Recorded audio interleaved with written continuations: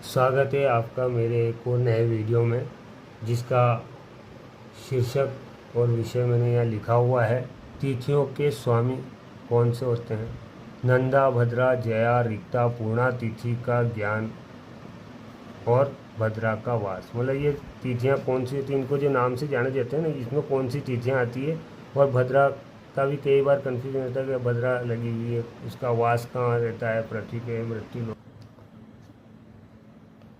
तो भद्रा का वास कहाँ है, इसका भी मैं इसमें आपको बताने वाला हूँ। देखिए, सबसे पहले तिथि की बात कर लेते हैं। तो शुक्ल पक्ष हो या कृष्ण पक्ष हो, तिथियाँ 15 होती है। ठीक है, ये शुक्ल पक्ष हो या कृष्ण पक्ष हो, ठीक है, दोनों में 15 तिथि होती है। ठीक है, इसमें एकम से लेकर पूनम तक, पूर्णिमा तक, ठीक है, ये पूर्णिमा होता है शुक्ल पक्ष में जो आती है। 15 नंबर को पूर्णिमा कहते हैं। तो ये 15 दिन शुक्ल पक्ष के हो गए। कृष्ण पक्ष में एकम से लेकर अमावस को 30 नंबर लिखा हुआ रहता है, पंचांगों में 30 लिखा होता है, वो अमावस। तो एकम से ये कृष्ण पक्ष का रहेगा। ठीक है, अब तिथियों की बात कर लेते हैं। तो तिथि में यहाँ लिख रहा हूँ, हिंदी में लिख रहा हूँ। ये एक है एकम, दूज, ये तीज, ये चतुर्थी, ये पंचमी, ये छठ, ये सप्तमी, ये अष्टमी, नवमी, दसवीं, एकादशी, द्वादशी, त्रयोदशी, चतुर्दशी और ये पूर्णिमा। ठीक है, 15। अब इन तिथियों की, ये तो हो गई आपकी तिथि, ठीक है, और इन तिथियों के जो देवता होते हैं वो भी लिख देता हूँ। तिथियों के देवता या स्वामी, ठीक है, एक ही बात है। तो नंबर 1 पर आता है आपके अग्नि। एकम का जो है वो देवता है अग्नि देव। दूज तिथि के आपके ब्रह्मा हो गए। ठीक है, तीज तिथि की घोरी, चतुर्थी तिथि के आपके गणेश जी भगवान, पंचमी तिथि में आपका सर्प देवता या नाग देवता माना जाता है ना तिथियों के हिसाब से। छठ तिथि के देवता कार्तिकेय भगवान है। सप्तमी तिथि के आपके रवि या सूर्यदेव। ठीक है, इसके बाद अष्टमी तिथि, तो सप्तमी के रवि सूर्यदेव है। ठीक है, अष्टमी के शिव हैं। नवमी के स्वामी या देवी दुर्गा है। दसवीं के आपके यम हैं। एकादशी के देवता आपके विश्वदेव हैं, विश्वदेव। ठीक है, और द्वादशी के हरि या विष्णु भगवान भी। ठीक है, त्रयोदशी के कामदेव। चतुर्दशी के शिव हैं और पूर्णिमा के आपके शशि चंद्र देव। ये 15 ही तिथियां हैं, 15 ही तिथियां और 15 ही तिथियों के ये स्वामी होते हैं। ठीक है, ये इसलिए अब इन तिथियों के जो स्वामी हैं वो मैंने यहाँ लिख दिए, ये तिथियां हो गई। ठीक है, अब आप चाहें तो इसका स्क्रीनशॉट ले सकते हैं ताकि आपको ये याद। हाँ, ये पेज आपको स्क्रीन पर दिखाई दे रहा होगा, ऐसा स्क्रीनशॉट इसका आप ले सकते हैं। अब देखिए, नंदा, भद्रा, जया और रिक्ता पूर्णा तिथि क्या होती है। ठीक है, तो यहाँ पर मैं आपको लिख रहा हूँ, ये हो गई आपकी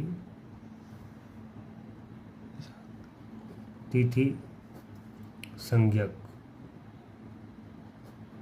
और ये हो गई आपकी तिथि। तिथि, संज्ञक और तिथि। अब जैसे यहाँ लिखा मैंने नंदा, नंदा तिथि।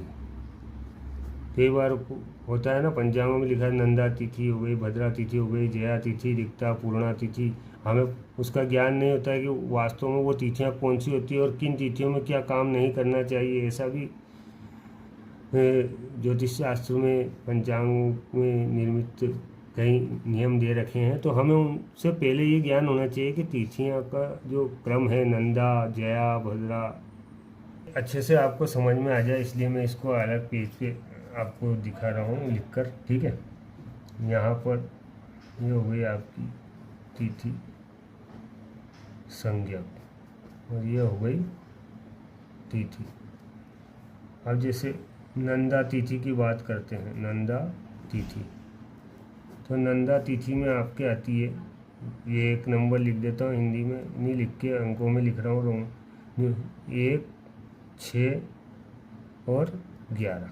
ठीक है, मतलब ये एकम हो गई, छठ हो गई और एकादशी हो गई, ये नंदा तिथि कहलाती है। ठीक है, तिथियों को मैंने उधर लिख के बता ही दिया, आपके स्वामी भी लिख दिया। तो 1, 6, 11 नंदा संज्ञक तिथि कहलाती है। इसके बाद भद्रा तिथि, भद्रा तिथि, ये भद्रा तिथि की बात कर रहा हूँ। भद्रा का जो ज्ञान है वो अलग है, भद्रा का वास कहाँ होता है वो एक अलग चीज़ है। ठीक है, वो अलग विषय है, उस पर अपन बाद में बात करेंगे। तो भद्रा तिथि जो होती है वो होती है आपके 2, 7 और 12। तो भद्रा तिथि हो गई दूज, सप्तमी और द्वादशी। ये जो तिथियाँ आती है, कोई से भी पक्ष की हो, शुक्ल पक्ष की हो या कृष्ण पक्ष की, ये दूज, सप्तमी और द्वादशी भद्रा संज्ञक तिथि होती है। इसके बाद आती है जया संज्ञक तिथि, जया तिथि। ठीक है, तो जया संज्ञक तिथि में आपका आ जाएगा 3, तीज, अष्टमी और त्रयोदशी। 3, 8 और 13 जो तिथि है, तीज, 3, 8, 13 का मतलब तीज, अष्टमी और त्रयोदशी। ठीक है, यह जया तिथि कहलाती है। इसके बाद आती है आपकी रिक्ता तिथि, रिक्ता तिथि। रिक्ता तिथि में आपके आती है चतुर्थी, नवमी और चतुर्दशी। ये चतुर्दशी की, चतुर्थी, नवमी और चतुर्दशी, 14। ठीक है, ये रिक्ता तिथि हो गई। इसके बाद आती है पूर्णा तिथि। पूर्णा तिथि में आपके पंचमी, दशमी और ये पूर्णिमा, 5, 10, 15, ये पूर्णा तिथि कहलाती है। पंचमी, दशमी और पूर्णिमा, ये पूर्णा तिथि होती है। तो ये तिथि संज्ञक का ये ज्ञान आपको मैंने बताया, आप इसको नोट कर सकते हैं। इस टेबल में बना देता हूँ आपको, इस तरह से इसको आप नोट कर सकते हैं। ठीक है, 1, 2, 3, 4, 5, ये 5 तिथि संज्ञक होती हैं, नंदा तिथि, भद्रा तिथि, जया तिथि, रिक्ता तिथि, पूर्णा तिथि। इसमें ये तिथियां होती है। इसको अभी आप स्क्रीनशॉट लेना चाहें तो ले सकते हैं, ताकि आपको ये याद रहे कि कौन सी नंदा संज्ञक के भद्रा, जया, रिक्ता, पूर्णा तिथि कहलाती है। अब आते हैं, तो इसमें अब आता है भद्रा संबंधी ज्ञान। भद्रा संबंधी ज्ञान। ठीक है, अब आता है कि इसका जो नियम है वो हमें ध्यान होना चाहिए। यहाँ लिख देता हूँ एक नियम,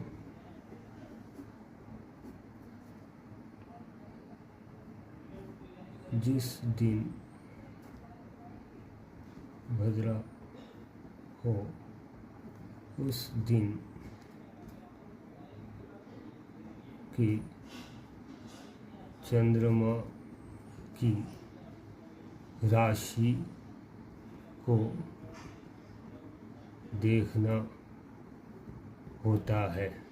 उस दिन चंद्रमा किस राशि पर है उससे हमें ज्ञान होगा कि भद्रा का वास कहाँ है। चंद्रमा जिस राशि में होगा उसी हिसाब से हमें वो पता लगेगा। अब जैसे मान लीजिए यहाँ मैंने लिखा चंद्र राशि, और यहाँ लिख रहा हूँ मैं भद्रा का वास। जैसे मान लीजिए यहाँ हो गए आपके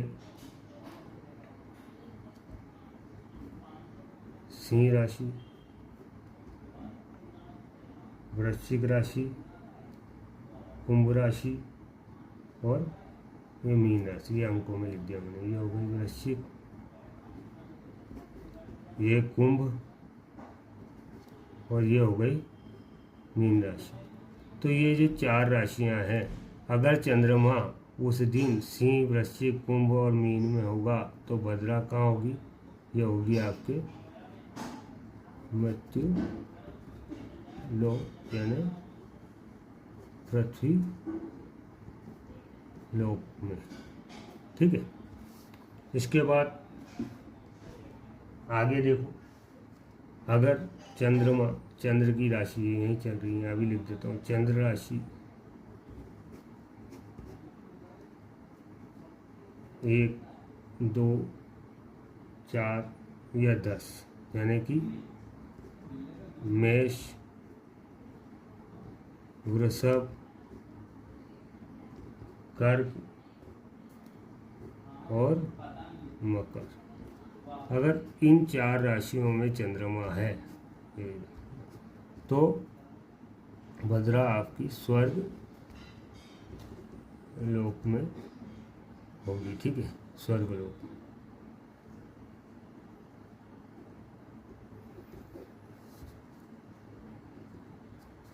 इसके बाद अगर चंद्र की राशि